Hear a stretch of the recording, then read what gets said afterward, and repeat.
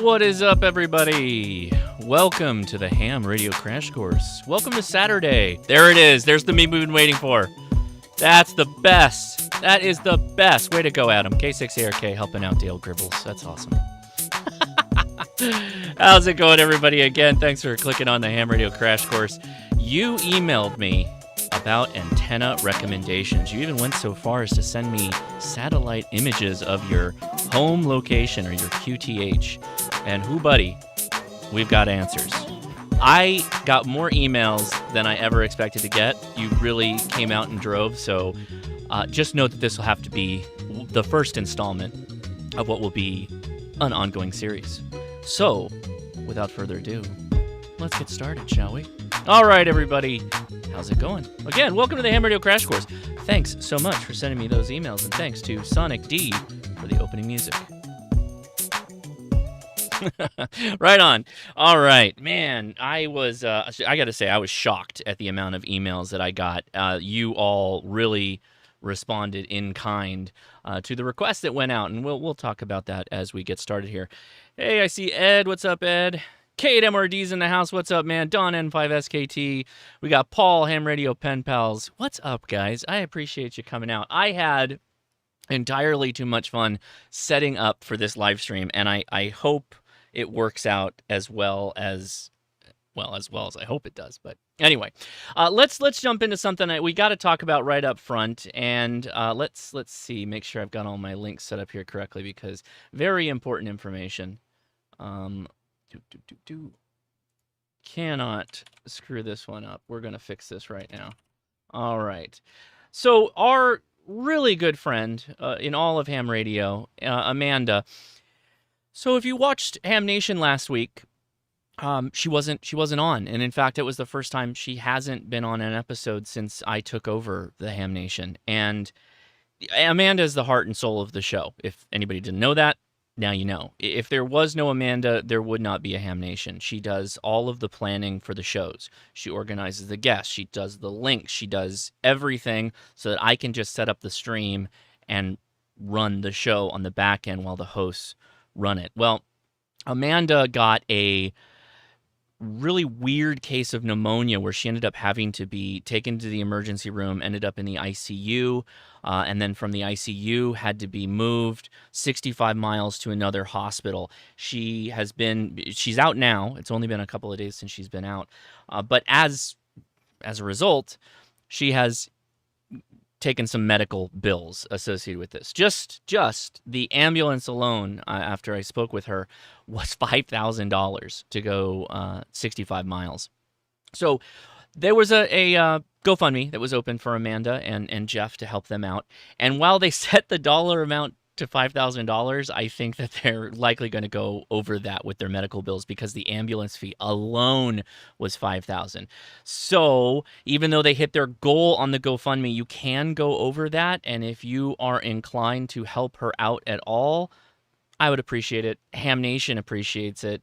Amanda's amazing. She does way more than just Ham Nation. Obviously, she is a volunteer for the ARRL. She is massively involved in her local ham radio clubs as a member of Aries, and is just an all-around great person. So if you can, there you go. The link is in the description. All right. I got a mention here. Got an email, a timely one at that, because it was right before I went live. The North American Single Sideband Sprint Contest is going to be... All right. Did it just happen? It happened. Maybe it happened already. But put this on your calendar, because they do short duration sprints. It's ssbsprint.com. And hey, you might want to get involved in it. Maybe you can't commit to a 24-hour contest, but hey, a single sideband sprint might be right up your alley. For you POTA people, this could be exactly what you're looking for, because, again, it's short duration. So why not check that out? Okay. Here we go. So what was all this about? What is this whole show about? Antenna recommendations from Josh. Well, I made a video. I actually made it last year when I had COVID, but it got posted 2 weeks ago, right? When my live stream failed, I pulled the ejector seat bar and popped this video live. And it was to do something we had done years ago, literally years ago, having people send me satellite images of their home, and then we're going to see John Madden. Why was I thinking of Steve Madden? That's the guy who makes shoes. Uh, we're going to John Madden the heck out of these images and talk about potential antennas and where to put them and what my recommendations are. And the best part about doing this is we're workshopping it live because you are in the chat room and you can comment, and I will pop up your comments like a so, hopefully, maybe, kinda, sorta, where is it? Biggity bam, like that. I agree. Sending hopes, or hope you're feeling better, Amanda, indeed. But like that, we'll take your comments live, and I have some fun tech that I have added into the mix here to make this a little bit more interesting. Anyway, how do you get involved in this? Well, it's too late for tonight, but we will definitely be doing this in the future because I have a mountain of emails that you all sent me, and all of the questions are really good. They're unique questions. They're not always just going to have the answer of, hey, go buy a DX Commander, which, by the way, is going to come up for sure. There is no question. You're going to see just go buy a DX Commander come up a couple of times. So I'll just mention that right up front, okay?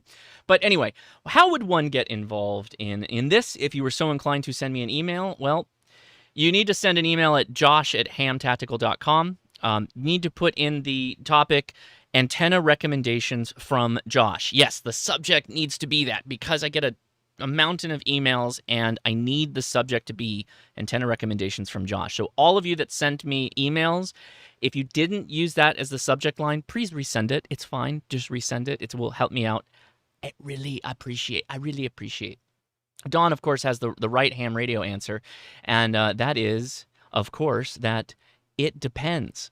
As always, all answers in ham radio is it depends. But more seriously, you got to tell me what your goals are with amateur radio when you send me this email. What your budget is. Yeah, really important. Your issues. Are you in a valley? Oh my gosh, we've got one of those today. Are you blocked by a mountain like the Rocky Mountains?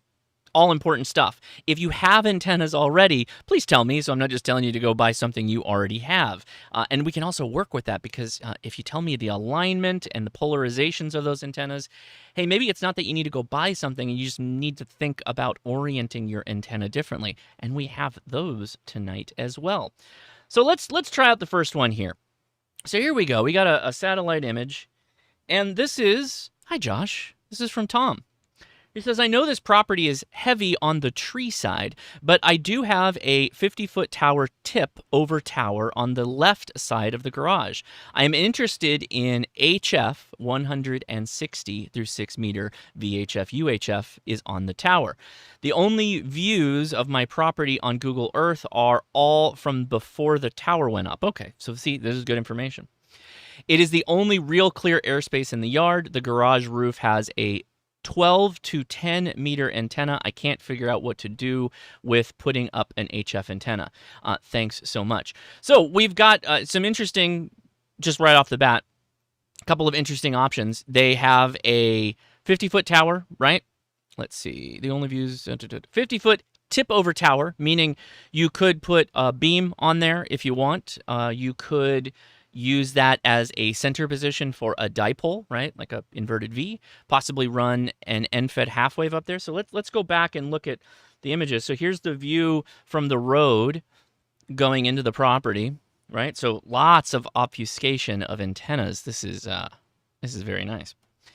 And here's your kind of forward look at the property. That little, trapezoid there is kind of our, I guess, space we're working with. Obviously, the overgrowth is intense, the canopy, if you will. There is lots of tree, right? So you might not be able to do a tilt-up tower with a Yagi on it and rotate that Yagi, right? So maybe we're thinking a wire antenna of some kind. And if we go back, what was my budget? So this one snuck by. You got to tell me what your budget is. So I'm going to assume we're going to try and keep it on the economic side. Don says, I presume no HOA. I'm going to go with that as well. I'm assuming that's probably a very safe assumption on that one.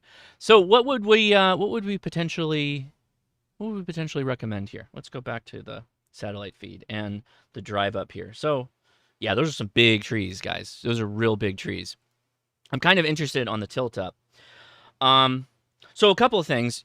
If we go back to the email, there we go. I'm interested in HF, so 160 through 6 meters, multi-band, right? VHF, UHF is on the tower. Okay, so we don't have to worry about that, but they want to do HF. So what are some of the options we can go with if we want to get down to 160? Well, we have an end-fed. That's one of the options that we could do. Right? An end-fed half wave, something like a par end-fez that you see there. You could make your own end-fed kit. That would work fine, depending on the wires that you have or the length of wire. If you want 160, you're going to need to put up a lot of wire to do that.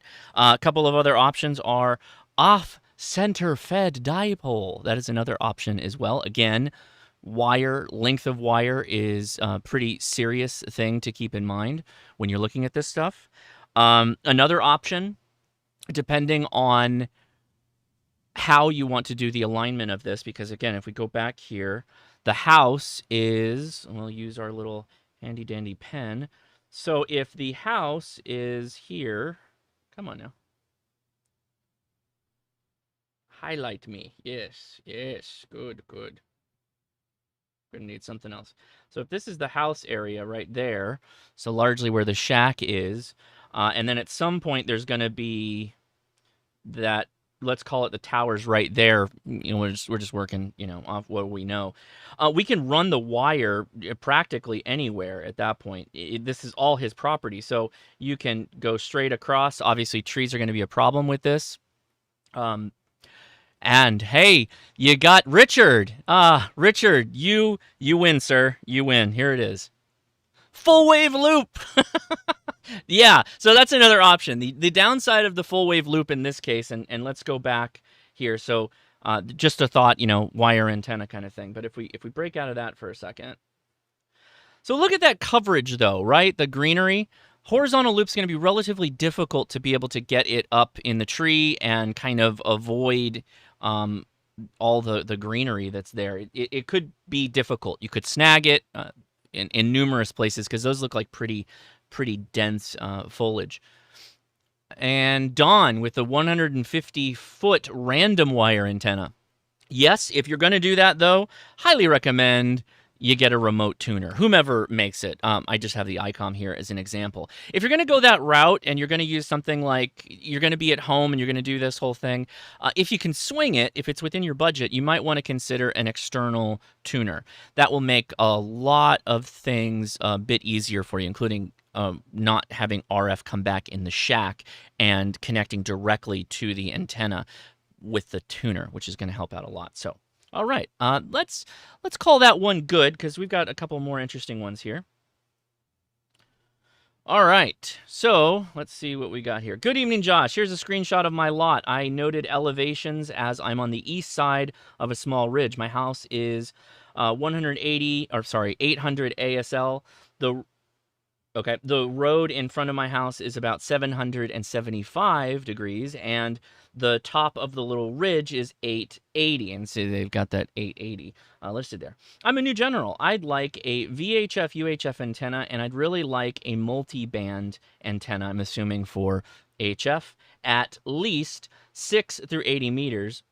I really don't have a good idea of what bands I want to operate on. So multi-band's not a bad way to go because you can always just, change things up there. I can run a wire for 160 if I need to, and I like the flagpole styles if they work worth a damn. I'm looking to buy a 7300 in the future. Thanks for all you do in 73. That's from KQ4GVR. And let's see. No, it's just that one image. Okay. The only difficulty here, and I think the green is to imply the area we have to work with, right? So, yeah, that seems about right because that's a little house that's under that dot there.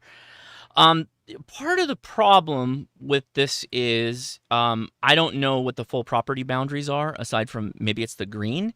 And so if that's the case, running a wire even 160 feet might be difficult given what you've got to work with there. So I will take the easy out on this one to start and just say, can you put up a DX commander? You might want to just do that and save yourself some time. But no, we can do a little bit more than that. So let's see. You can go end fed. Obviously, you have a lot of trees behind you, which I can see. So you've always got end fed to fall back on if you can swing that. Again, par end feds is the example that I have for a stock image, but you can build your own. You can go with a multitude of other end fed providers. There are literally a ton of them. So feel free to explore that space. If it were me, though, and seeing those trees, I would just leverage the trees. I know you mentioned Flagpole, and those are an option, but I don't know that you need to go that route specifically because you have all those trees that are available to you. So you can always also, if you're, let's see, if we go back, let's see. I'm a new general. Okay. If you are new to HF, high frequency radio, longer antennas, you want that long distance communication, then one of the biggest things you have to do right up front is build a dipole. That's the first thing you should do. So regardless of whichever ways you go, I highly recommend you build yourself a dipole and you go through the process of tuning that dipole and getting it actually on the air. That way you can actually, say, hey, I made this, I did this, and get a little bit better understanding of how amateur radio works, how your radios work, all that fun stuff too. Let's see. Hey, that's not a bad idea either. BMC Bike. I'm not exactly sure how to say your name. A half square. That's not a bad idea either. All these terms, by the way, if you Google half square ham radio antenna, you will find information on that. And that is a fun antenna to build as well. If you'd like to see a video on someone doing just that, go check out K6ARK Portable Ham Radio out on YouTube on his half square video. Hey, Jody, that's not a bad idea either. By the way, if you're in a situation where you're friendly with your neighbors and they're cool people, you might actually just say, hey, I'm gonna run a wire. I'm gonna put up an antenna, and it may dip into your area a little bit. At most, it's just gonna be, 50 to 60 feet up, and just kind of strung along the trees. Won't be any big deal. Now, what I can't tell here, and this is a thing to always keep in mind, is where the power lines are when you're doing this. So I can't tell really from the image, but that is very important that you keep an eye on that too. So, yeah. Okay. So here's a good one. We got a lot of info here to go through. So, okay, I have extremely low EFI because most of the property around me is state land or hunting cabins. So quiet noise floor. There is no cell service here either. I have a speaker wire dipole using a banana BNC and the ARRL 49-to-1 NFED. Okay, so you've got some kind of a dipole speaker wire setup with a BNC, and you're using the ARRL. Sorry, they wrote AARL, the ARRL, but we got it. NFED half-wave long wire antenna. They both work great for South America and Western Europe. However, I cannot get stateside contacts to save my life. I'm running the FT891 with a tuner. I'm a technician, so I'm currently restricted to 6 meters and the lower end of 10 meters. Also, I am at the bottom of a very steep valley, as you can see. Looking forward to your recommendations. That's from Dave. Thank you, Dave. So let's take a look at what we got here.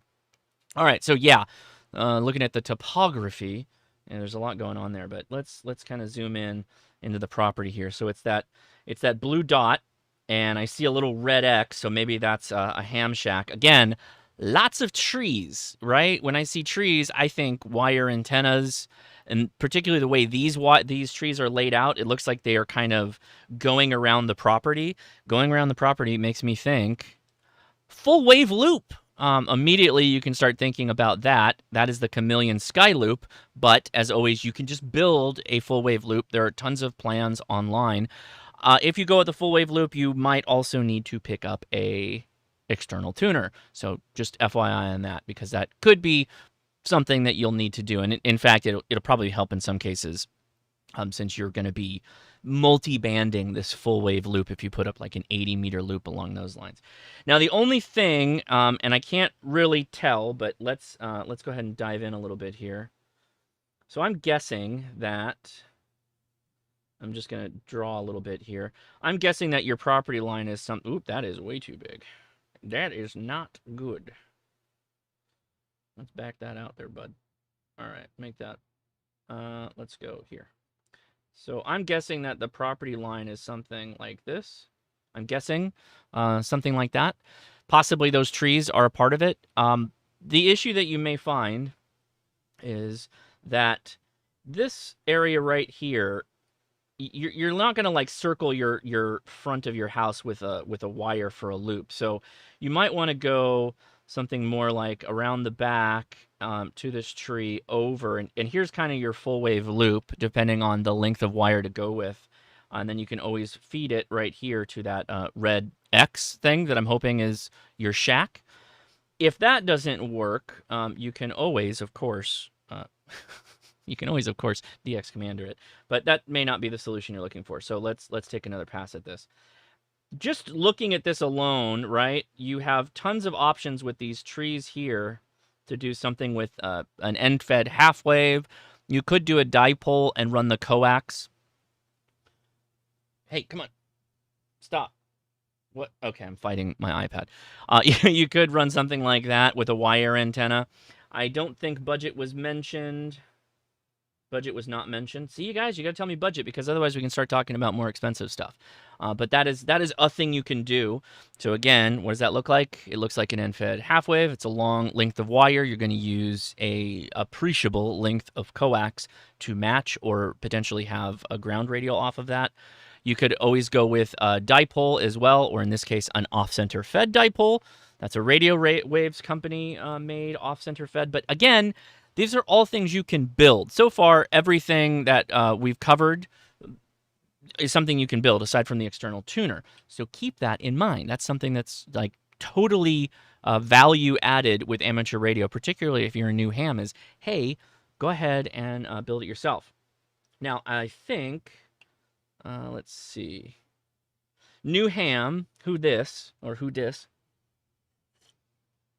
Now, if you are a new ham, then potentially going fully down the rabbit hole of a 10 meter, an HF 40 meter, 20 meter multi-band, end-fed, DX commander, all that stuff may not be value added. So what does that mean? Well, if you're a technician, I always recommend that you build a dipole. So building a dipole for 10 meters and 6 meters is painfully a trivial matter. It's really, really easy.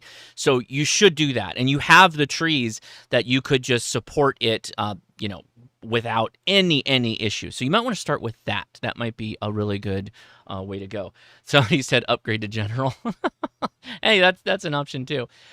The fact that you are a technician, though, and you are limited to 10 meters and 6 meters, at least for HF on voice, go ahead and just build a dipole. That's probably what I would recommend. So you can do the parts, a 1-to-1 balun.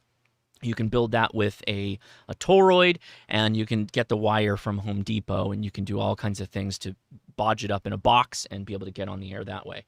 So that's what I would say there. We got a lot of these, so we're gonna keep going. I'm keeping an eye on the chat too.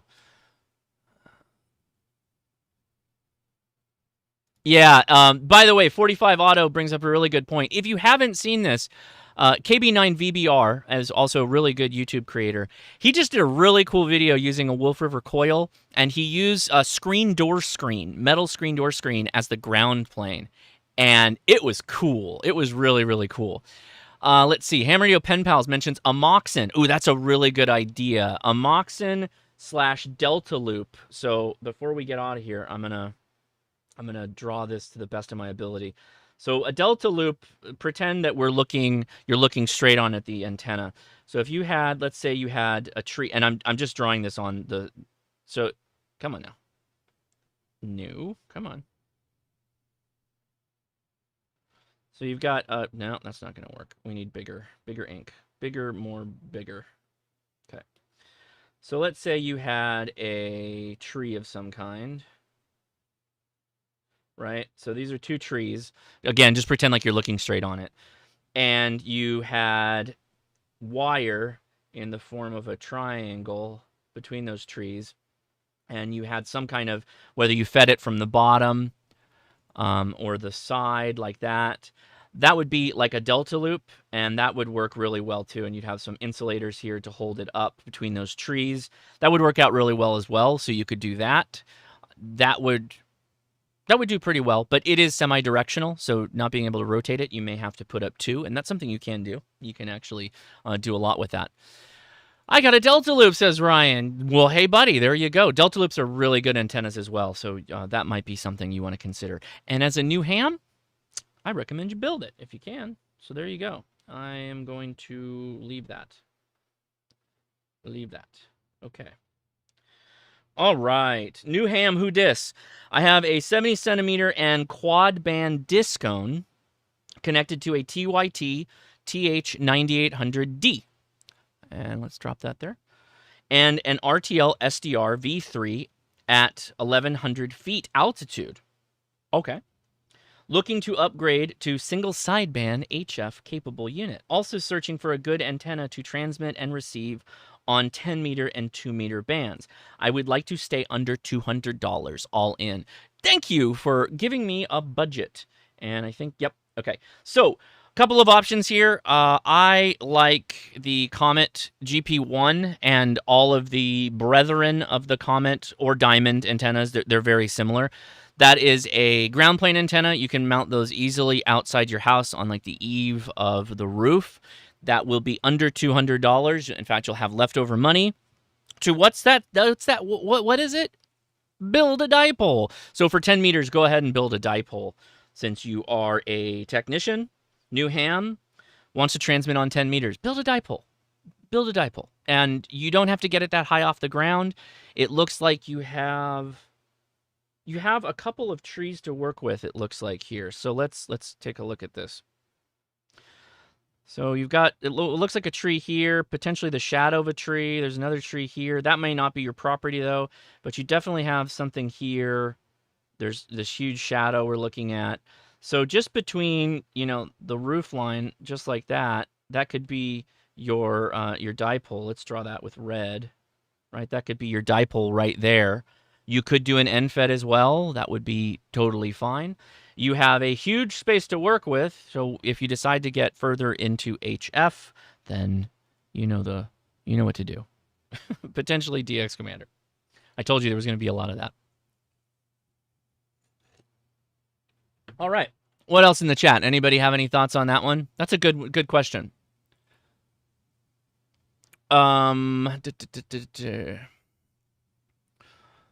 Lots of videos on speaker wire dipoles. Yeah, you can make a 10 meter speaker wire dipole really, really easily. I do recommend if you go do that, though, because you're going to be running this in and around your home / ham shack, go ahead and get yourself a Ballon, and likely you'll probably need to choke the coax before it goes into your home, particularly if you want to do digital modes.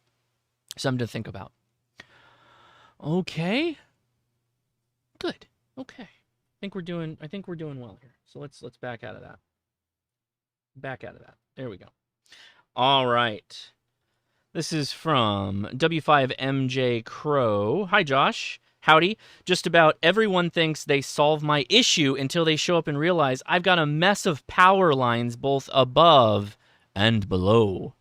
So power lines are going to be something that you should always consider, regardless of my advice I'm giving you today. If I don't see power lines in your picture, but you see power lines in your reality, please don't follow my directions to the letter and make sure you're doing the right thing to avoid power lines. Stay safe out there. We don't want anybody getting hurt. All right.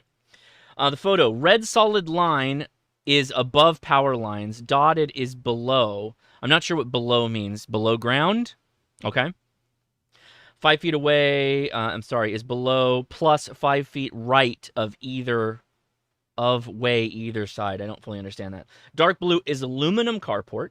Light blue is flagpole out front, unable to replace with a mast, vertical due to coax run and zero space for radials. Okay. Orange, well, that's what I've got in the works, which is an ARRL DIY kit and fed half wave. It starts at the carport. Up is north. Okay, that helps. Northwest corner slopes up, then levels on the garage peak, 45 degrees to the right and up again. So he's got kind of a zigzag shape. Other points. Shack is in the garage from the end-fed feed using a 25-foot piece of coax. For distance reference, into the garage, neighbor to the west. Meh. Has asked questions, but left with dirty looks to the east. Great folks as well as directly south. Discone for SDR and UHF VHF is on top of the center north peak of carport. The tree out front, where it is a tree, it's built like a bush, so no supporting branches to tie to. Okay, good. Thank you for that. I've tried twice, and they snapped the wire, and second snapped the limb. Okay. I am currently running a FT710 and an IC2730, mostly due to HF POTA hunts from the shack, and would love a multiband, but will settle for 10 through 40. Well, I mean, that is multiband. And would prefer 6 through 80. Okay. Budget, not crazy, but within reason for a solution, so maybe under $1,000. Thanks, man. It's a tough answer. Oh, no HOA, but same challenges. So I don't know what that means. Lol, let me know if you have any other questions. Oh, no HOA, but same challenges, so you can't put up an antenna because of HOA challenges? Is that right? Okay, here we go. So, small lot, really small lot. This is that orange line, which is the end-fed antenna. There is the carport, is that blue box. Those are power lines in red. There is a red X, and that's no man's land. There be dragons over there. And then you have the end-fed half-wave, 49 to 1 is the orange, and then you have the aforementioned flagpole. So yeah, power lines are a problem, so we can pretty much just not consider the south end here no man's land, meaning that the front of the house is where the flagpole is. Now, it's not mentioned in the email, and this is something that I think should be considered here, is what is that flagpole actually doing? Can it hoist a wire? Because if it can, then instead of this monkey business with the orange on the end-fed half-wave, why aren't we just running straight to the flagpole base like this, right? Why aren't we just going up to the flagpole, straight shot down back to where the ham shack is? So it looks like he's flanked on both sides, actually. So that's the driveway in the back on the south side, but the north side also seems to have a road. So he's kind of flanked on both sides. It doesn't look like he has much of a yard, at least a fenced-in yard. Interesting. So the initial, my initial assumption here is needs elevation. You need to get what you have up in the air. It sounds like you're working on the ARRL end-fed half-wave. I would recommend that you follow that dream because that's likely the right one. The question I have is, how do we get a wire or pulley back into that flagpole and then utilize that? And if at the pinnacle, so if you think about a flagpole, right? So if your pulley's at the top and you do put a flag on there, which I would recommend you do, but put an antenna, put the length of wire just under that and hoist that up behind it. And then you got a long run end-fed half-wave. You have it right there. Now, practically, though, the links that you have available, it looks like from a property standpoint, it doesn't look like it's going to get you that much. I think 40 is probably going to be your upper limit, unless you decide to do something like a DX Commander. But again, and this is the part where I'm a bit unsure how we would handle this. So this looks like road all up in here, and this is no man's land because of the power, right? So where would you put the antenna? You know, if you put up a DX Commander, for instance, it looks like you might be able to do it like maybe right here. Is that a front yard? Is that a backyard? Because I don't see a walkway on the top there on the north side. So I'm not really sure. You could run some kind of wire antenna across the length of the home like that. But again, you're already doing some of this with the ARRL end-fed half-wave. So there isn't going to be much to do. Let's see. What about loading coil? Let's see. Ed says, what about a loading coil at the bottom of the flagpole? and just loading up the flagpole. Maybe. I don't know. I don't think I would try and turn the flagpole into an antenna in this case. I think I would get the solution for how do we get that flagpole to become a useful mast for us and deploy it that way, because a wire antenna is not going to be that heavy. By the way, guys, if you like what we're doing out here and would like to keep this party going after the end of the show, consider joining us on Discord. We do an after chat, and we take your questions live. And some of them may be related to these antenna ideas, or maybe you have your own antenna idea and you'd like to ask it live. The link is in the description to join us on the Discord, and we will be meeting in the live-stream chat after the show. Let's see. Running the wire in a spiral up the flagpole. Likely not, because if it's a metallic flagpole, that's not going to be good. SoCal Lars, you know what I know, so I don't know what that is made of. If the flagpole is fiberglass, you could always turn it into an internal midpoint fed vertical dipole. Absolutely, Jody. Although that will limit the practical bands you can use. You definitely won't get to 40 meters with that. You probably won't even make 20 in some cases. Let's see. Palomar 40 through 60 off-center fed dipole from flagpole to the far peak of the roof. So what's that? An off-center fed dipole. And that's a good shout out for Palomar. I believe Palomar is actually having a sale right now, and you already get a discount if you use the code HRCC73 at checkout. That is not an affiliate code. I get nothing for that. They just support the audience for the Hammer Radio Crash Course. So if you need any chokes or you want to build yourself a ballon, like for an off-center fed, then check them out. Yeah, Yeah, that's not a bad idea either. VE2XIP says, I wouldn't recommend chasing 6 meters or 160. I would agree with you. Not much happening on those bands, in my opinion. 6 meters when it's open is great, but unless you're going to make a career of chasing whisper reports on 6 meters, it might not be worth your time. And then they continue. I built 3-fan dipoles cheap, and they all work great. Yeah, that's again, hey, what's that? Build a dipole. That would be a great recommendation.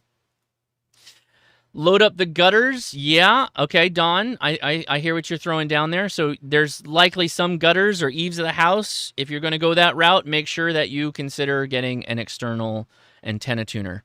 That will help out a lot from my point of view. All right. Okay. I'm going to leave it at that. I think that's a good one.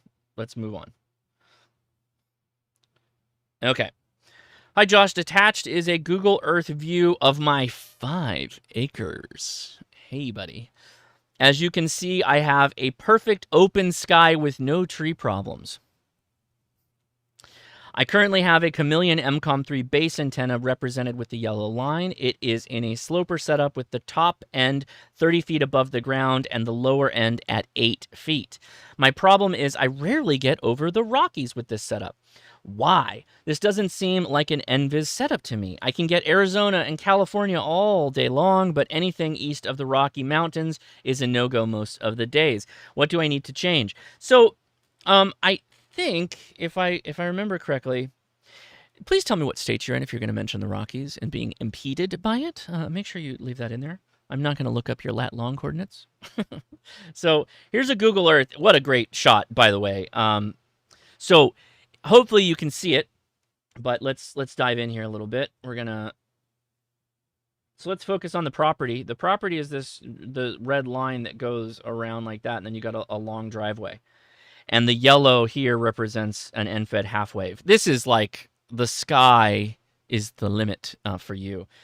So a couple of things immediately jump out to me. If you want lots and lots of band coverage, you could do some craziness full-wave loop kind of thing. Hell, you could even, let's back that out. You could just forgo messing with the driveway. So assuming maybe that's the shack right there, run your feed line to this tree out here. This is kind of a long shot, so you'd have to figure out how to do this, but you would, if you could come across somehow like that, so you might need to put a mast here or something along those lines. You could delta loop it, like we talked about, building off of the tree. You could, as always, as always put up a DX commander. And in fact, why not? You got the space for all of that stuff. Yeah, 160 meter loop around the entire property. That's right, the full wave loop. That's another option. I have nothing against all of that. In fact, this could be a work in progress where you just keep adding more and more and more and more antennas to this, because you've definitely got the space. You could go full tower and just go absolutely bananas. That's going to be a big, massive chunk of money, though, and so that's like it wasn't mentioned what your budget is. So again, I'm just playing with wires at this point. Make sure that you tell me what your budget is. In fact, the next time we do this, if you don't tell me your budget, you're not getting on the show, because I don't know what to work with. Build it yourself. So Dawn brings up a fantastic point. We haven't talked much about any gain, right? We haven't talked about potentially putting up towers, anything along those lines. And that, in this case, in this ham's case, completely viable option. You could put a tower anywhere here with this location, and you would be 100% fine. So you could do a myriad of setups with some kind of tower. This looks like it might actually be worked land, so it's actually farmland of some kind. So you might have some difficulty there, potentially. It looks like possibly. It's a big plot of land, man. It's a real big plot of land. But you could easily have some kind of like a tilt-over mast right here, or a crank-up of some kind. That way it's going to be on the back side. This is the front of the house here. So this will be on the back side, so it's somewhat obfuscated. Plenty of space. If this is worked land all in this area, then you're not going to have any issue with anything there. You'd have an easy run to run coax into the ham shack. So what does that look like? That looks like potentially a 4x4 anchor that you'd have to build for some kind of a mast, like a tri-ax or the 3 vertical mast for a ham radio antenna.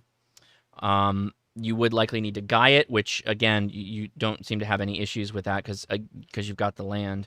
You can go guy it out like that. And you'd have perfect grounding because you could do anything you want. And then you could put anything you want on top of that. You could put a hex beam. If you got the money, you could go step IR like I have, and that would be absolutely fantastic. This is like one of the... So of the emails that we got, this is like the most ham-friendly setup. Assuming that I don't know what all the potential issues are that they have. But yeah, Don, I'm with you on that point. If you've got the money and you can drop a concrete footer, like a 4x4 square, you'd be 4x4 anchor. I'm talking about, right? Rebarred anchor. You'd be really good off. And if you want to move it, out in the back 9 here, go nuts, right? If you want to put, say it's 100 feet out, and you want to do the tower in the middle of the yard, go nuts. There you go. All right. All right, hi Josh. Based on your video, here is my info for an antenna recommendation.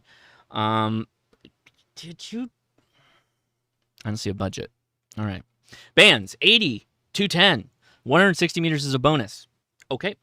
Modes, digital, single sideband, CW. Up to 100 to 200 watts of power, or 200 watts is a bonus. Budget, TBD based on solution. Okay. Limitations, no antenna visible from the street. Okay. Current setup, a 9-to-1 Unun K6 ARK kit inside an enclosure, 44-foot N-fed random wire inverted L or sloper going up the back wall close to 22 feet and sloping down, pointed 10 degrees southeast, ending on back fence at approximately 5.5 feet. It is located in backyard next to that covered patio where I usually operate radio. Photo is oriented true north up. I have a video of the current antenna that I can upload somewhere if you'd like. Now, okay, 100 watts. That's what was mentioned. Okay, another tough one. So I'm guessing that back patio is here. So I think this is back patio that they operate from. tricky, because now you got HOA problems, right? HOA problems are not fun problems.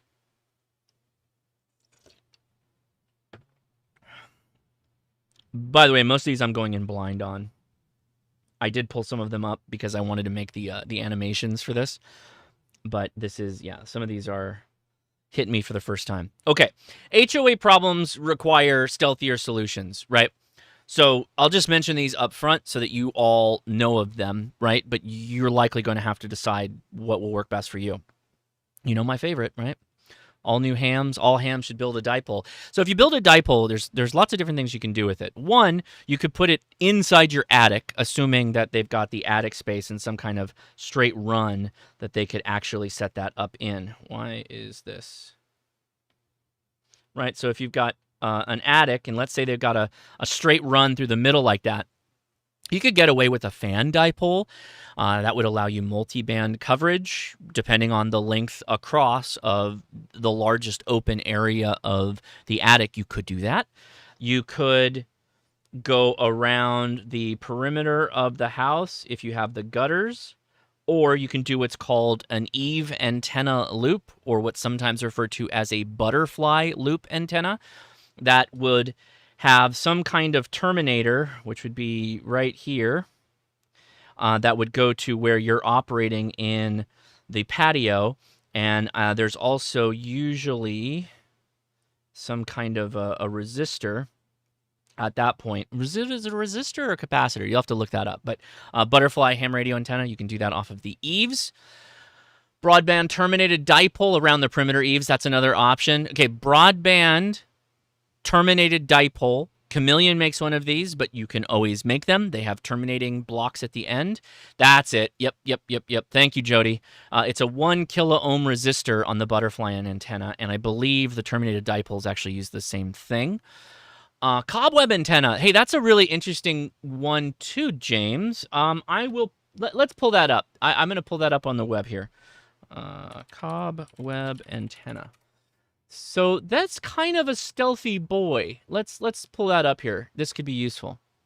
So what this looks like, check this out. So the cobweb antenna is it kind of looks like an old clothing line thing. And it's great if it's high off the ground, but it doesn't have to be. Oh, wow, that's not good. Okay, get that out of here. MFJ makes one, but you can make your own too. Cobweb antenna is kind of like a folded dipole is probably the wrong term, but it's basically a dipole. It's a multi-band fan dipole that's kind of oriented in a square. So that's an option. That's an option. You can hide that in the backyard, and you can just say like, "Hey, I put my clothes on it. Everything's fine. Don't worry about it." Now, if you want to get kind of fancy, or if you want to start playing with the rules of the road here, as always, you could just do DX Commander in the backyard with a DX Expedition, and you can take it down after you're done. If you want a semi-permanent setup, you could go Wolf River Coil. You could go Buddy Stick. You could go, what's that? Oh, I've got the link for it open, actually. By the way, I linked this in the show notes. This is a really nice, somewhere between like a portable, it's a more portable Wolf River, this GRA 7350. I did a review of this when we were in Crestline, California last year. I liked it. I liked it a lot, assuming you give it good radials. If you give it good radials, it'll work really well, and that's a really good POTA antenna too. So that's an option. Where did I put that guy? This guy. Yeah, the portable vertical. Like that, right?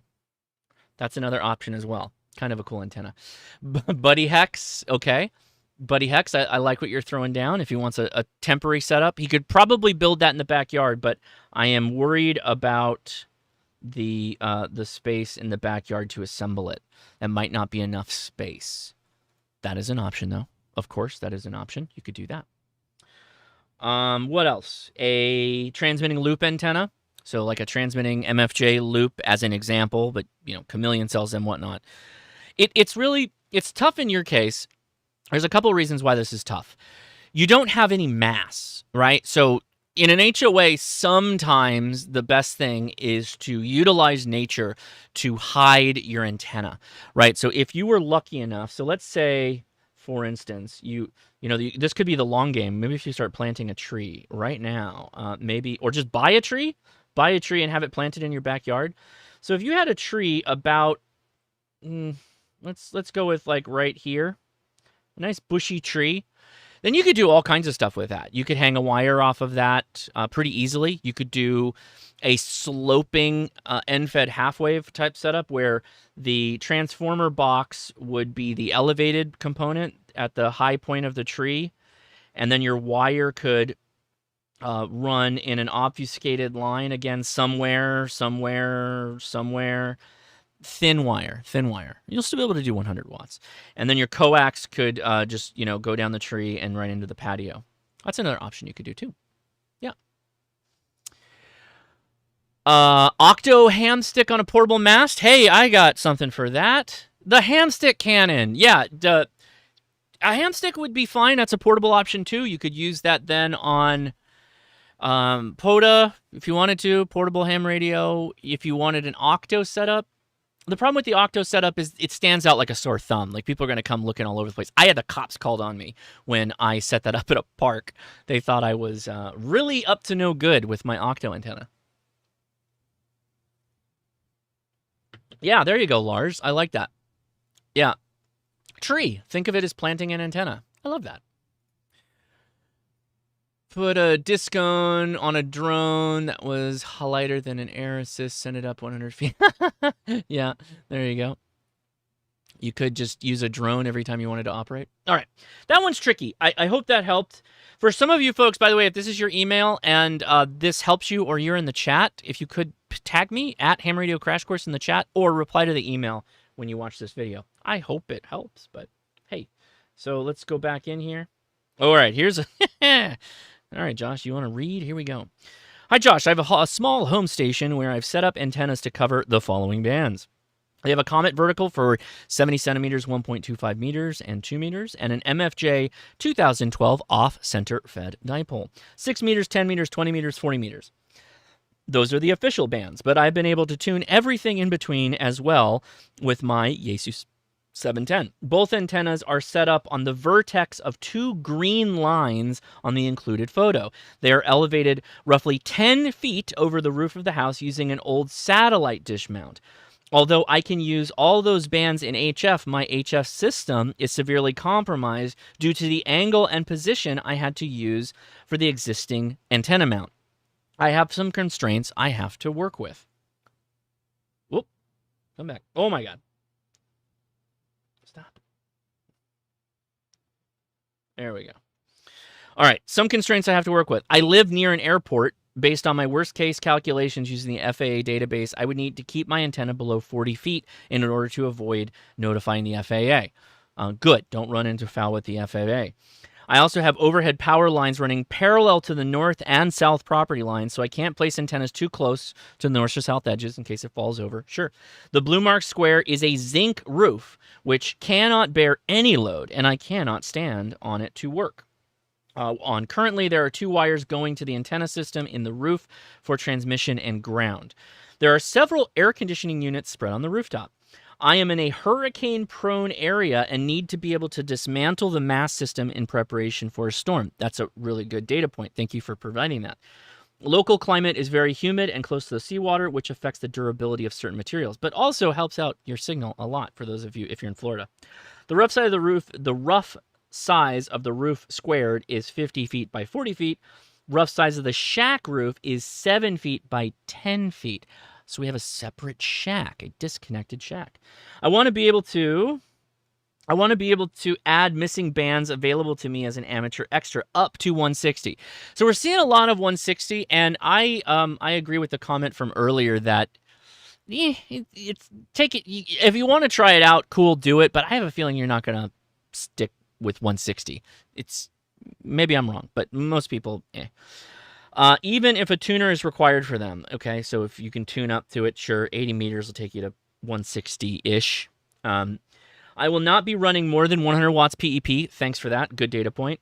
Using single sideband CW and digital modes. I also want to add GMRS MERS vertical, okay, and have purchased a unit from Edfong for that purpose. Okay, good. So you're solving your problems. By the way, Edfong, big shout out if you're interested in a VHF UHF antenna, whether it is a roll-up J-pole, which I highly recommend. I reviewed that last year at the park doing my testing approach. The signal-to-noise ratio on the Edfong roll-up J-pole is really, really good for you portable operators, and they have a kind of a permanent affixed Edfong J-pole antenna that goes in a PVC pipe, so it kind of looks almost like a breather tube on a house, and you can kind of disguise it that way. It won't draw much attention.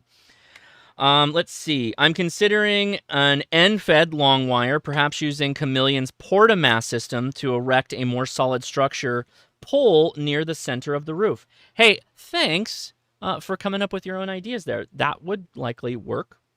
If I use the 20-foot mass, I'd figure I'd be a couple of feet shy of my limit with my vertical and can give whatever wire a run more height, I guess. Yeah.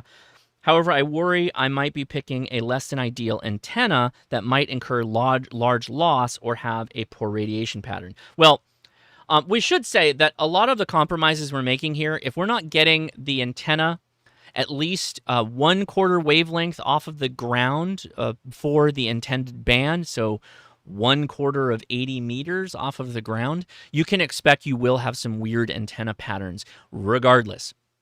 It will also affect the tuning of the antenna, and it will affect your propagation as well. Particularly for 40 meters and lower frequency antennas, if they're closer to the ground, they're going to be doing a lot of radiating directly vertical, particularly if they're horizontally polarized. You're going to be getting a lot of NVIS action, which is near vertical incidence skywave, which sends your RF straight up into the ionosphere and back down. If that doesn't bother you, no problem, go nuts. But yeah, we're working with compromises. I hope everybody realizes, aside from this, where was it? Aside from this person, literally, the world's their oyster. Aside from everybody else, though, we've got limitations we got to work with, right? All right. It's almost through this. Okay. And I worry about picking less than ideal antenna. However, poor loss. I would be using an external tuner if needed. Ding, ding, ding. Okay, good. And I'm currently considering the LDG unit for that purpose. Okay, good to know that's on your list. So, man, we got a lot of stuff. Budget, I figure with everything, I should still be able to land below $1,000, but it's not a hard limit. I can find a way to add it over time. I also already have the other antennas I plan on putting up. I mostly want to figure out a good HF solution. Interested in hearing your thoughts and participating in the live stream. Well, I hope you are in the stream. So I think this is what we have to work with. Is that right? I think so. Difficult. Your adjacent nature here. I think that's right. Is that wrong? Did I skip?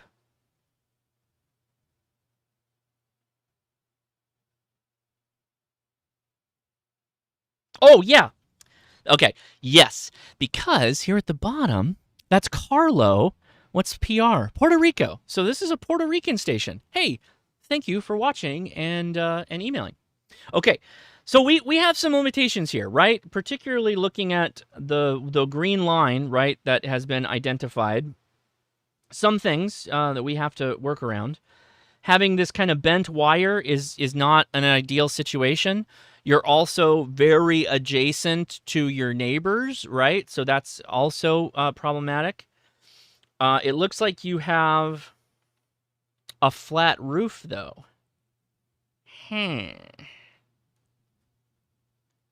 I just cheater it? Can I just cheater it? Can I do the cheater thing? Can I cheat? Yeah, if you put a DX commander on the roof, that'll work just fine. Callum says you don't need to do that, and I agree with him, you don't. But you've got a flat top roof. If nobody cares, throw that sucker on there. Go nuts. You don't really have a lot of real estate to do a long wire. Also, with something like a DX commander, you're going to get a low takeoff angle, which is going to work really, really well for DX, particularly with the help of that salt water. Yeah, that's another good one. So Josh, this is Josh W2 Land. Fantastic point there. So with a flat roof, oh no, he said you can't put any weight on it though, didn't he? wait, we got to go back. Shoot. Okay. Hold on. I live near an airport. Overhead, the blue mark square is a zinc roof. Okay, blue mark square. Blue mark square is a okay. That means everything else is on board here. We can go nuts. Okay. If you're at 20-ish feet, you could hypothetically put a mast right in the middle there. It could be one of those. Oh, he wants to take it down though because of a hurricane. This is a tricky one. See, this is why you got to provide all these little issues. I kind of like the DX Commander on the roof, to be honest. Yeah, Jody, my concern is that he's not very high off the ground. So Jody says big square roof might be good for an elevated butterfly terminated dive bowl, maybe 5 feet above the roof. Cheap supports. Oh, add 5 feet with cheap supports. Yeah. Non-penetrating floor mount with tilt over. Yeah. So there is. I will find it because you got a flat roof that opens. Let's see, flat roof antenna mast. Yeah. Okay. So there's variations on this. Let me pull this up here. They make various different sizes of this, and that footprint, that square footprint, can actually get pretty wide depending on which one you go with. This is a fairly wide one. And what you can do is you can put like sandbags on this. And that'll take a 2 3/8 inch outer diameter mast, which is a pretty big outer diameter mast. What's the dimensions on this? Hey, that's not bad. Possible. That's a really good idea too, Tortoise Overland. Good idea. Let's see. There's just a ton of these on the market too. So, worst case scenario, you can use this. So that's a cheap one, right? Get out of here. Semi-cheap, $90. You could build this out of angle iron. That's just angle iron, by the way, with some pretty cheap aluminum structure bars. You could use this and a telescoping mast on your roof, and that could be the high point of an end-fed half-wave, a dipole. You could put a DX Commander up. Just saying. You don't have to do that, though, if you don't want to. Yeah. I like it. So what we're saying here is we're going to do potentially a little square freestanding mast, right? You could maybe have to put some sandbags on it or whatnot. This would be semi-permanent, too. So if you want to use a telescoping mast, by the way, maybe don't go by the DX Commander, but consider his telescoping masts. They're really, really nice. You don't have to buy the antenna parts. You could just buy the mast. And let's say you go that route. You have a pretty long space to work with. You could go from here to the tip of the mast. And I don't know if this is where your shack is or this is where your shack is, but then you can just kind of come down. Now, you will have to adjust the vertical for your airports that you have to work with. Yeah, DX Commander would be tall for his airport. Yeah, so you just don't have to use those sections. By the way, if you have a DX Commander, you can just take out parts of it. You don't have to use all of it, right? You can just open the bottom, the cap on the bottom, and swap stuff out. Oh my gosh, we passed the hour. Who's having fun? Are you having fun? Is everybody having fun? We got 404 people watching. I'm going to keep going. The kids are gone. Nobody's here. Hope you don't mind I keep talking. This will give you plenty of time to consider joining us on the Discord. I don't even know how many we've gotten through, but oh boy, we got a lot more. If you're having fun, I'd appreciate you giving me a thumbs up. That would mean a lot to me. Thank you very much. Okay, Josh, just saw your YouTube video thinking of putting a tower in. I don't know what the costs are on them. Ooh, I would like to put up both HF, VHF, and UHF on the tower. I have family in California and Nevada that are technicians like me. Not sure what options I have. I'm in a half-acre elevation at 1,250 feet. Yeah, buddy, put up a tower. Okay, so here's what I want to do. Tower prices can vary astronomically depending on where you live what it's like to get to your area to work, to bring equipment in. And a lot of this can be solved through your sweat labor.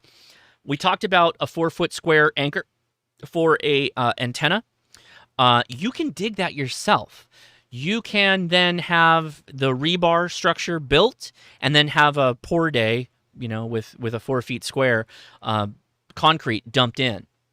So it's really going to be dependent on, what you're capable of doing physically, whom you have in your life that can help you, right? That's going to be a big variance because they're going to likely know better. And then hams in your area that might have done this before. I can't give you a hard and fast number because what material you use and what you decide to go with is going to change the price astronomically. So you could go with a Roan antenna system, just a firm, fixed tower, not too expensive. We're still talking big dollars. But if you wanted to go with a crank up, that's more expensive. If you wanted to go with a fold over, right, there's a cost associated with that as well. And that's nothing to do with the cost of just the anchor alone that goes into the ground, right? So that is going to depend totally on what your local area costs to do the work, and all the ordinances that you have to deal with. Arnold has a really good comment here. I have, in my time of being a ham, particularly being on HF, when people found out that I participate in HF, I've been offered crank-up towers. A lot is relative here, 3 or 4, in the course of probably 10 years or so. So there's always used towers coming available too, which can significantly lower your costs. The big thing that's going to slow you down is getting that anchor built. I would encourage you, if you're going to go down that road, you start looking into that first, because that's going to be the larger issue. That could be true. Yeah, so it would have to be self-supporting, Eric, I'm guessing. Self-supporting. Correct. Yeah, Alec. And by the way, Alec was going to be the guy that I mentioned. Alec just went through, I don't know, Alec, if you want to talk about what your costs were, but I know you were, I think, a little bit more active in doing it. But if you do, we would love to hear that. If you want to hear more information, Alec may be joining us on the after chat, and he can answer that question, or maybe I'll just try and remember to hit it. Jace Ravenfield, hey, thank you very much for the super chat. He says, I'm having fun. Well, I hope everybody's having fun. I wanted to include this one because, to be honest with you, I'm not your guy. I'm not that guy. I don't have a tower, right? I don't have a self-supported tower or something with an anchor, but I know that that's what you have to do to go down this road. So I highly encourage you to interface with local clubs or local hams and figure out what they did. Copy them. Just go straight to copy. And I believe that is the image of where they would want to put said tower. Yeah, okay. All right. Easy one here. Technician. So VHF, UHF. Looking for my first QSO. And he's got, look at that, already circled it for me. This one is an easy one. We bring back our friend, the GP1. I recommend, and in fact, I think I might have... Do I have the link open for that? I don't, but we can pull it up right now. Let me pull up the web here. I want to talk about these anyway. All right. So Comet GP1, right? That is a 2 meter, 70 centimeter, $80. It easily can just be bolted into a TV antenna mount, like an Eve mount for your home. Incredibly easy to set up. The all one-piece units are nice because they're relatively easy to keep water resistant, watertight in a wet environment. However, if you've got the scratch, I kind of would recommend you step up to something a little bit bigger. So Comet has a GP3, which is a little bit bigger. It's, what's the total length? Is 5'9" feet. That's still on the short side. I want something bigger than that. Let's look at the diamond offering. Okay, this is where we start getting into 2 segments. So you might be able to see it where my mouse is. Can you see right here? Oh, come on. So right there in the middle, that's actually two sections that connect together. They screw in. You do have to waterproof that connector, and Gordo has done segments on Ham Nation about waterproofing this thing. You see that circle? You don't see it. Anyway, I really like these 2-segment vertical ground plane antennas for home base stations. I myself have a 3-segment. It's a 15-foot vertical for 2 meters and 70 centimeters. This is a 10-footer. $150 is I feel like is not bad for a really good vertical antenna. Now I have used this on single sideband for weak signals before, and I get okay results. Being vertically polarized though on FM, you're primarily going to do kind of FM primarily, repeaters, 2-meter simplex, that kind of thing. Oh, Paul, hey, thank you, buddy. I appreciate that. Happy birthday, and thanks for helping me get my extra. It is indeed my birthday here in a day or two. So, Paul, hey, I thank you. Congratulations on getting your extra. Appreciate you, bud. All right. Somebody said Comet GP9 is a Comet equivalent. Yeah, GP9, yep, is the Comet equivalent. So let's look up the GP9 really fast. By the way, I like both these companies. The people that work at both these companies are good people. They're nice. I like them both. So I don't have a preference. You know, I won't tell you which way to go. Both their stuff has been good to me. $209 though, so it's a bit more expensive. You get to like 18 feet though in a vertical. Pretty good stuff there. So yeah, that's what I would say on that one. All right, let's keep going. All right, hey Josh, this is from Fred Holmstock. I got my tech license last month and just passed my general and extra exams last week. So ham and harder right there. Let's get right into that. So since I've only had a ham license for a few weeks and 0 on-air experience, I have no preference, although from what I've read and some others in the local ARRL club recommendation, I'm inclined toward HF. Hey, good for you, buddy. Since you have the general and extra, you should be taking advantage of that. And in particular, starting with 20 meters. I also like to, if possible, explore up through 160 meters as well. Well, who's filling everybody's head with all this 160 meter talk? Where's all this stuff coming from? Are they just seeing what's the biggest band? Give me the biggest band. The problem is 160 is noisy a lot of the time. It's a pretty noisy band, at least for most people. You may be lucky. I live in South Florida, and I've attached a JPEG Google Earth image of my property per your instructions. For clarification, the front of my house faces north, and the property dimensions are 75 feet by 150 feet. The electrical stack is located in the rear of the house and is marked. Power lines run east-west above the white fence along the property line. Hey, thanks everybody for mentioning your power lines. That's really helpful because, again, stay safe. Don't take my advice. Hey, Josh said to install it on the power pole. Is that right? Yeah, that's where he said to put it. Yeah, don't do that. The power lines run east-west above the white fence along the property line in the rear of the property, and their shadows, as well as that of the power pole, can be seen in the backyard.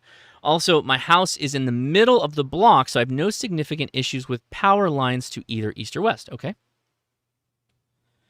I have also identified my office and the location of the desk where I intend to set up my radio gear on the west side of the house. I have a 5-foot walkway area to install a tower or a chimney to which an antenna could possibly be affixed. Good use of the word affixed. There are no HOA issues. Again, this is all new to me. If you need any additional input, please don't hesitate to reach out. Any comments, suggestions, and or ideas are greatly appreciated. Excellent. Hey, look at that. Okay. We got some markings here, and this says electrical riser stack, telephone electrical pole. So we're going to kind of omit some of this stuff. Chimney, sure. Okay. So the easy one, let's get that out of the way. If you're on, Chimney Talk, go check out Sterling, video on setting up an antenna on a chimney. It's good stuff. Chimney Talk, go ahead and just throw a VHF UHF antenna right on top of that bad boy. Just go ahead and do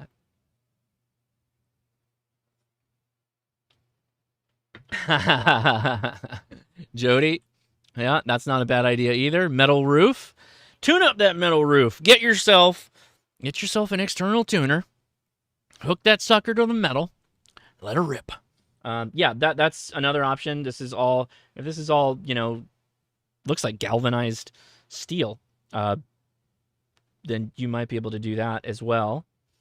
So let's roll this back a little bit. Some of the situations in Florida is you're not going to have a lot of tall trees, right? Nothing really grows that tall, or they're not allowed to grow that tall because they end up getting ripped out by a hurricane. But if you had large trees, you could use some kind of end wire or whatnot. The adjacents to electrical here kind of worry me because, what would I say? I know for a fact, by the way, if you're in Florida, after our good friend, our admin here on the HRCC, Matt, A4MQ, he would tell you, go DX Commander, because he had one and still continues to have one, and they absolutely work great in Florida with a low takeoff angle being a vertical antenna on HF and your proximity to the water.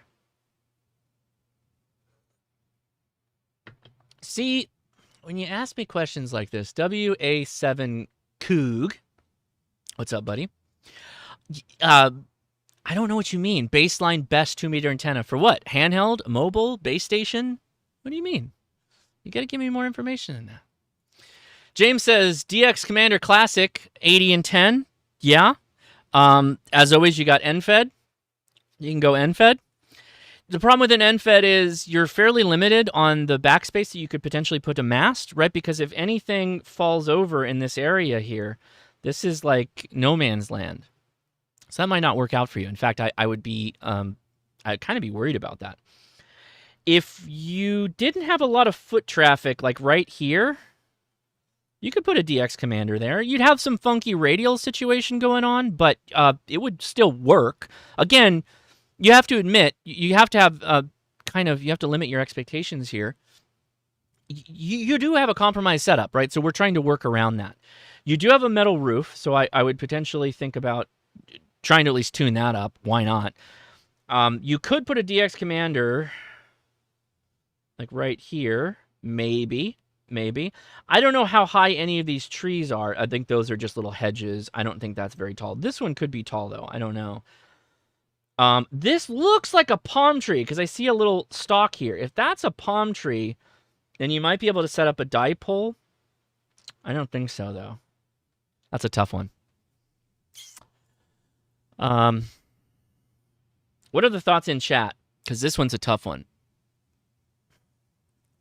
Inverted V. Yeah, that's possible. So we're saying build a dipole. That's a way. Oh, look at the little arrows are green. I didn't realize that, so they're transparent. I love that. Flagpole antenna in the front yard. Interesting. I should show you guys all those flagpole antennas. Let's go check that out. Flagpole antennas available on the internet. So there's a website called Gray Line Performance Antennas. Now I can't comment on the performance of any of these, but this is quite the ham radio website we're looking at right here. They got a 160 through 6 meter antenna.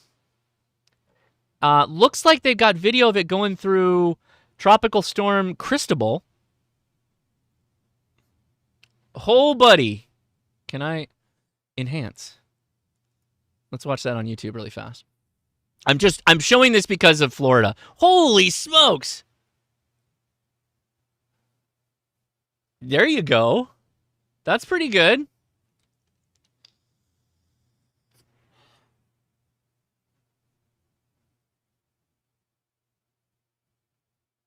I can't tell you on the performance of this antenna, but I can tell you that was pretty impressive.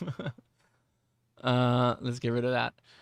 All right, so what does the cost of this thing run you? Oh, not cheap. Okay, so let's see. 160, 28 foot vertical will take you to $1,500. Not cheap. Should you fly a flag during a hurricane? No. Bill Grant, how close can you put antennas near one another? Can I put a 2 meter vertical antenna a few feet from a 6 meter vertical and use one at a time? Yeah, you can use one at a time. It should be far enough off band. So it'll wreak havoc with the other radio when you're transmitting. That's true. And you likely will get some kind of a tuning issue, probably, meaning the close proximity of the two antennas together could potentially mess with the tuning of either of the other antenna. But you should be fine. You should be fine. Long-term damage to a radio connected to it, I can't really say. If you want to play with that radio, maybe turn it off. But generally, you should be fine, particularly between 6 meters and 2 meters. Let's see. Hey, but the 24-foot is on sale for $999. Now, that's just the cost of the antenna, right? That's not the installation. That's not anchoring. That's not any of that stuff. That's just the antenna, so keep that in mind when you're thinking about it. All right, that's a tricky one. That was a tricky one. Hopefully gave you some ideas to work with there. All right. Ren says you asked for it. Approximately 2 acres. Lot is 270 by 280 feet on each side, more or less square. Lots of trees in the 80 to 120 foot range.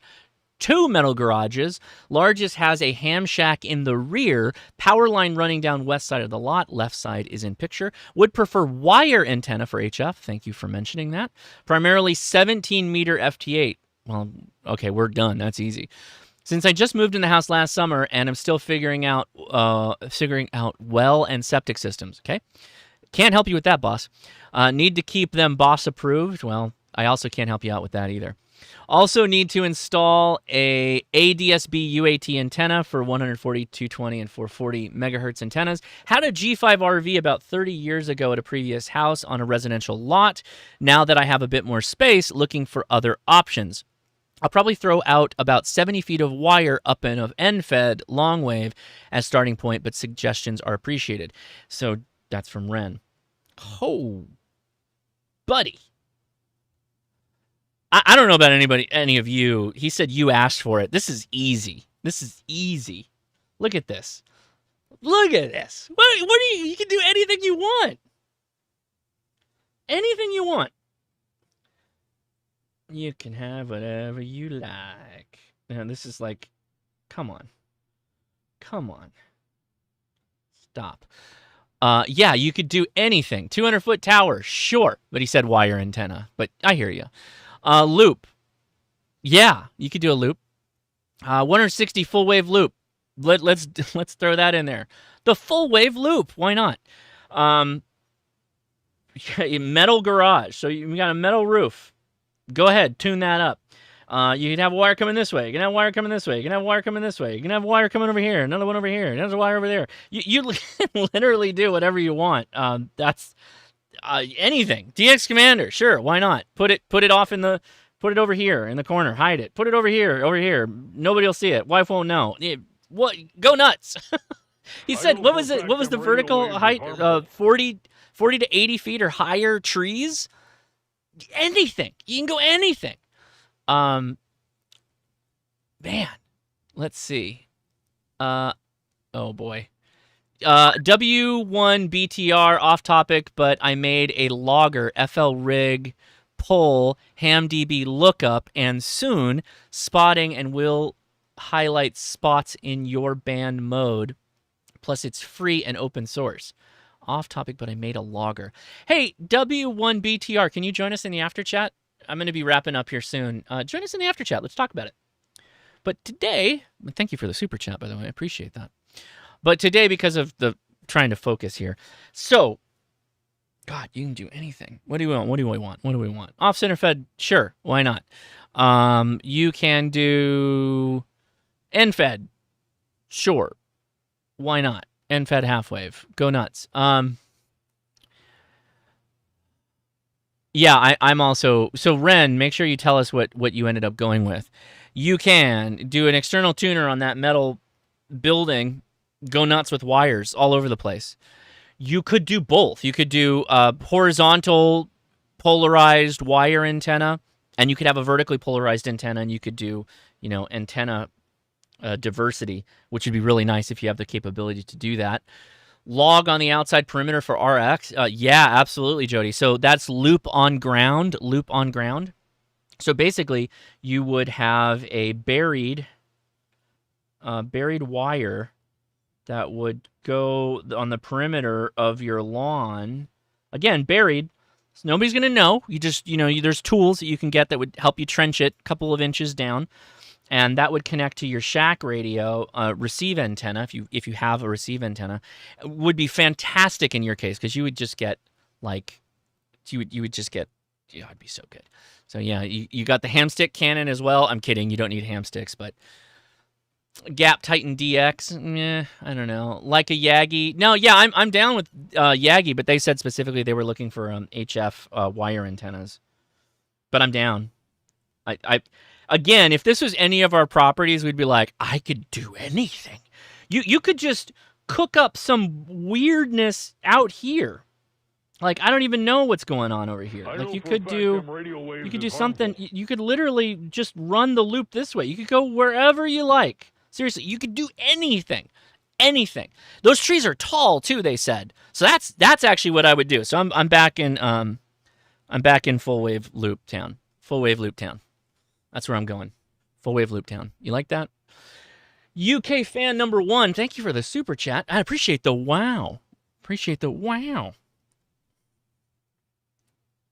Oh man, we still got more of these. I'm having fun though. I hope you're all having fun. All right, so this is oh, damn it. Technical difficulties. Don't send me your lat long.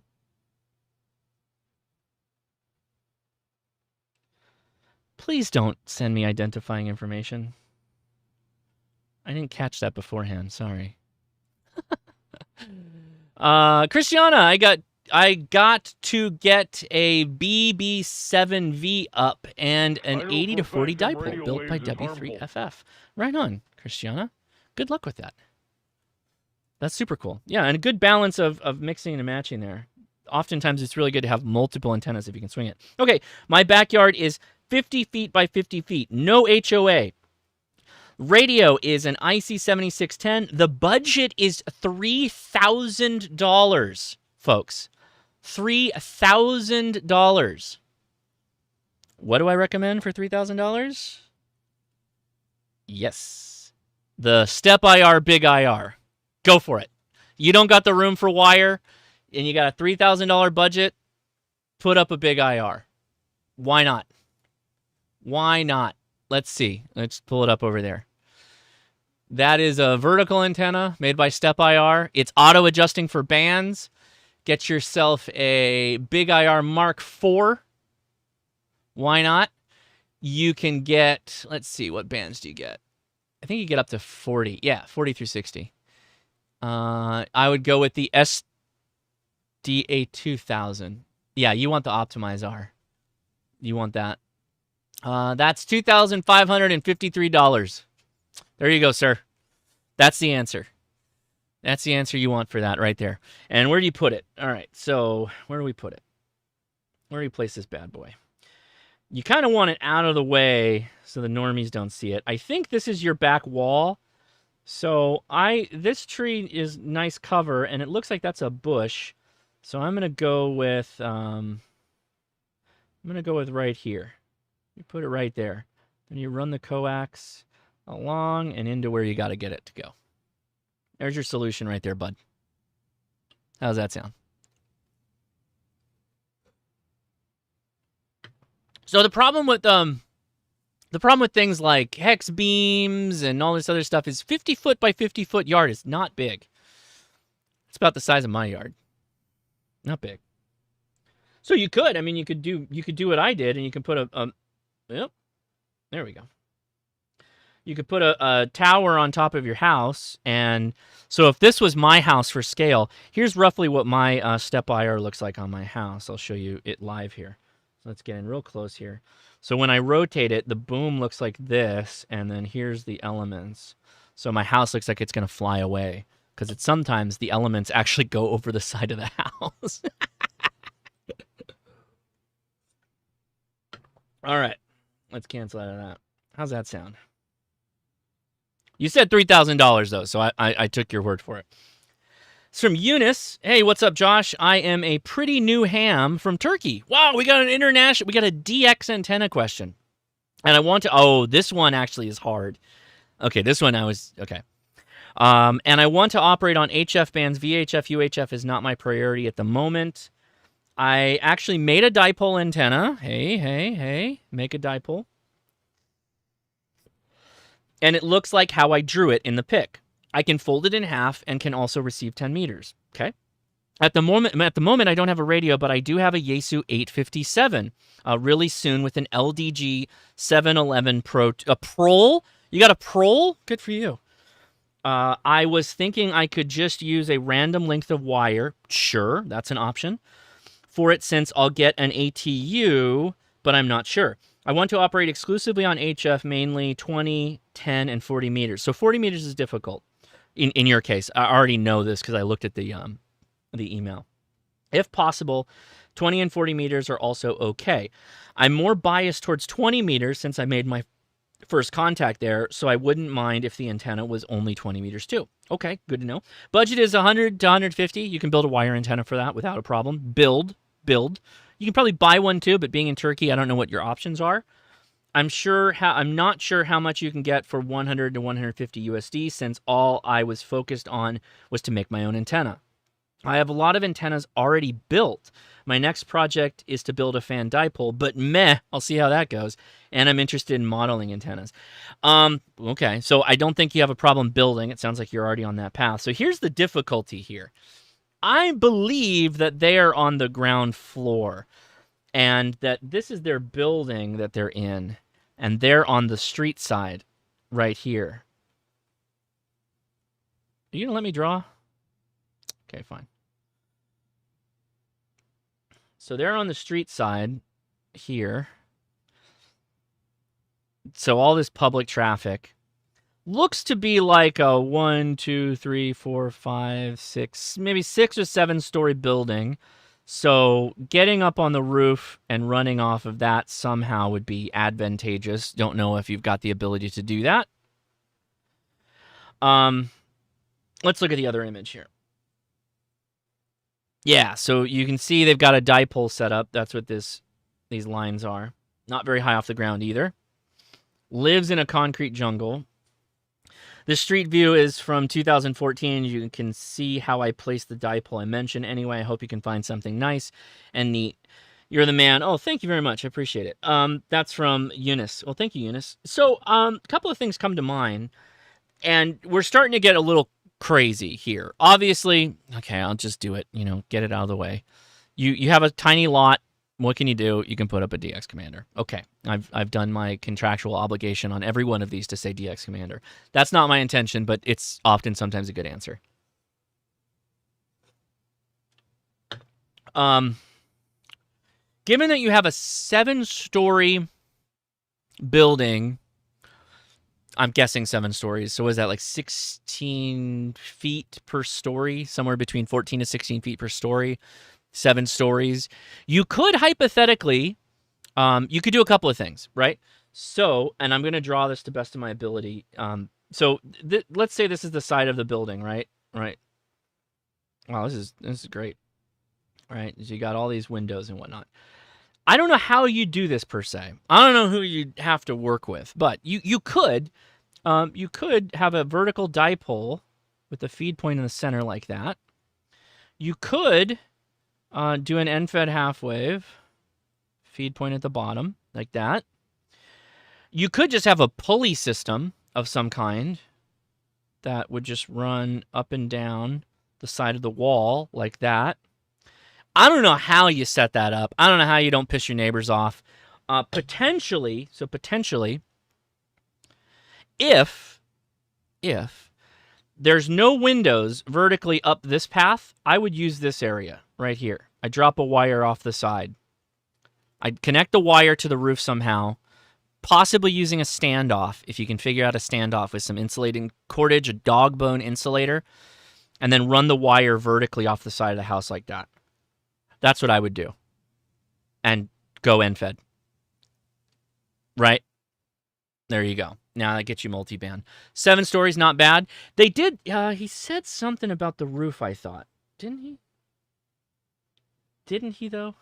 Didn't he?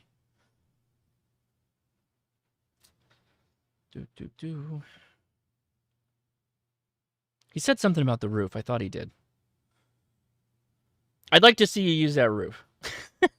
I'd like to see you get an antenna on that roof. That's what I'd like to see. All right. Otherwise, you're going to have to do what you're doing, which is kind of fiddling around a little bit. Under the first pick. Maybe if I feeling fancy, I might be able to place it on the roof, but it'll cost too much with the coax. Yeah, so that's, yeah, you're thinking put the antenna on the roof. No, run the wire down off of the roof. Yes, the building will screw up some of your propagation, but you will do pretty well on a roof that high. So there's some talk of the urban beam. Ted, I do not have an urban beam. I have a 3-element step IR, and I will take a moment here to mention hex beams get you about 6 dB of gain. They're a 2-element Yagi. You have a driven element and a reflecting element. The 3rd element adds the director, which is in front of the transmitting element, right? You get the idea. I went with the 3-element step IR because going to an urban beam is like just keeping the hex beam. It's 6 dB of gain. Going with the 3-element step IR gives me about 10 to 12 dB of gain. So I picked up a whole lot of gain by adding those front elements. That's why I went with the that over the urban beam. All right, I think this might be the last one. So we didn't get all the way through all the ones we have, and we still have a boatload more. So thanks again, everybody, for sending. Please, I have to be way more picky on which emails we take. You gotta tell me your budget from now on. In fact, I don't see a budget here. I'm gonna skip Marcus. You can resend. You have the right to resend, but I need a budget. So we're skipping. I apologize. Ooh, nice house though. Sorry, Marcus. Let's see. You guys gotta tell me the budget. As far as budget goes, I don't want to spend millions. So you can't do that either. Don't do that. You got to just give me a number. It's okay. You can give me a range. Give me a ballpark. This is an interesting lot. No. Yeah. Okay. I can't. You both didn't leave a budget. Resend them with the budget, please. That's how I'll end this stream. Boy howdy. All right. That's where we're going to leave it, I think. So, ran long, but I hope this was fun. I guess I'll find out in the views tomorrow if this was actually a dead fish or people are interested in seeing this stuff. I hope you found this fun. I really do, because it's fun for me to make it. I loved the fact, and by the way, I don't know if I went through all these. I didn't. You know what? Was one of these the...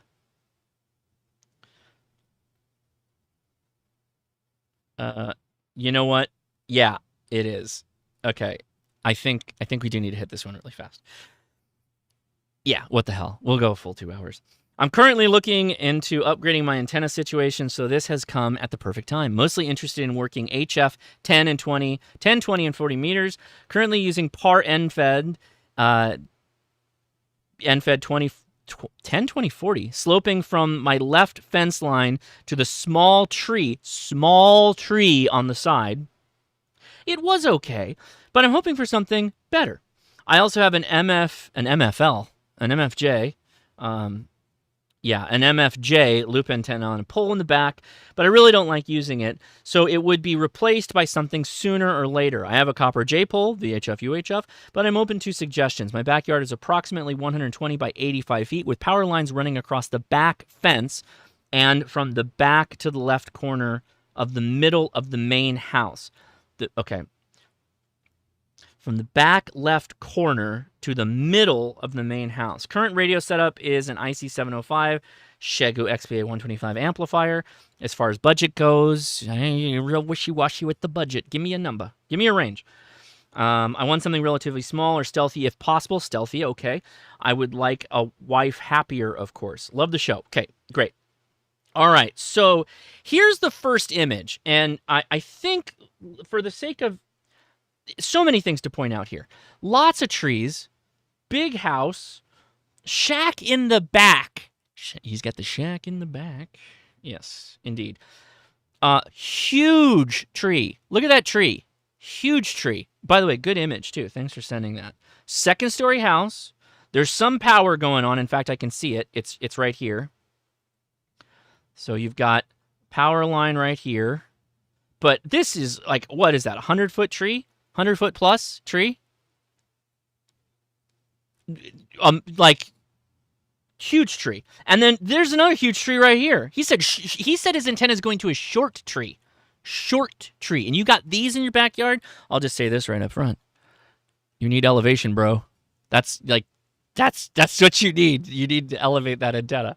I mean, that's the solution for it. So let's go back. Let's go to the next image. We're going to come back to this one.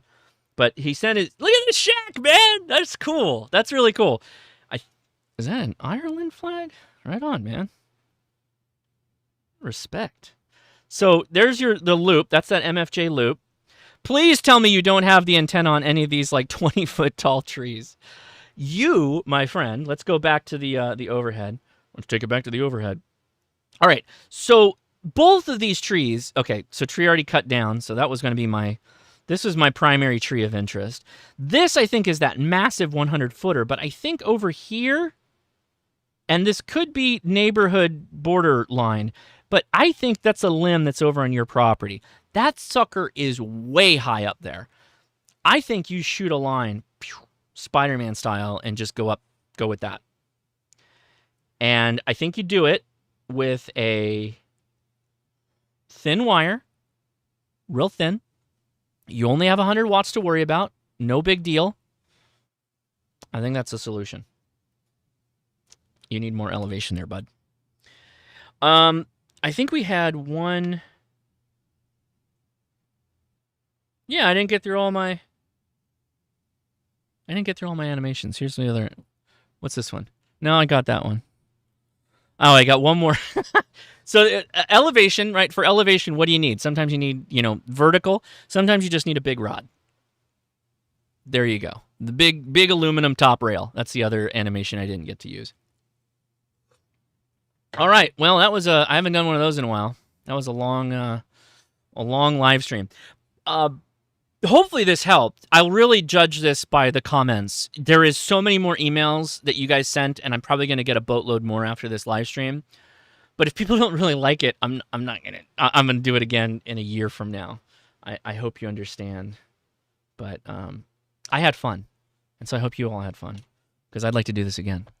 So if you did have fun, leave a comment, give me a thumbs up, consider subscribing, and go nuts with questions. It doesn't have to be all HF. It could be VHF, UHF. It could be microwave. We could be talking about the super high frequency for the 905.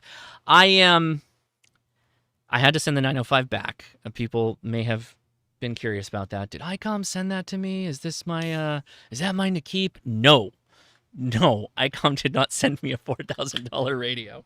I just borrowed it, and it was the Orlando Hamcation radio. That was literally just let me borrow it.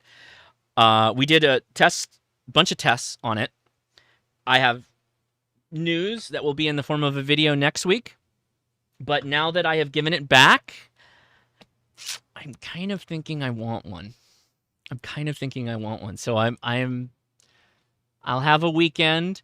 Next weekend's going to be a huge weekend for everybody that knows. It's the HRCC campout next weekend. So assuming everything got sorted out from my hotspot and my phone for live streaming, I will be live from a campout with hopefully 30-ish ham radio fans and friends that have decided to come out and have some fun. It's going to be awesome. I'm really excited.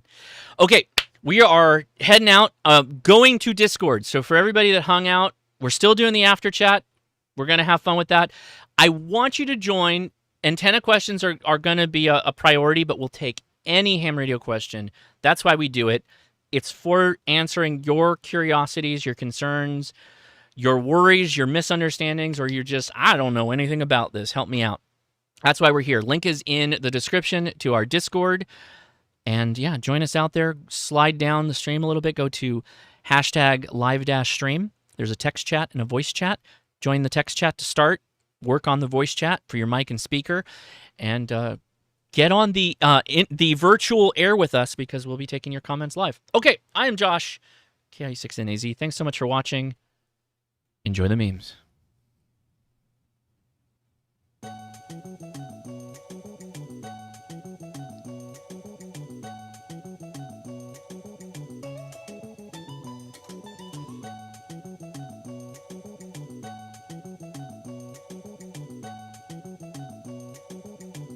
K04TDA Hog Wild Ham is asking if I will be on FT8, specifically 10 meters. We will check out 10 meters. In fact, I'm going to end this. I'm going to get the live stream going, and I'll get set up on 10 meters right out the chute. We'll check to see if it's popping.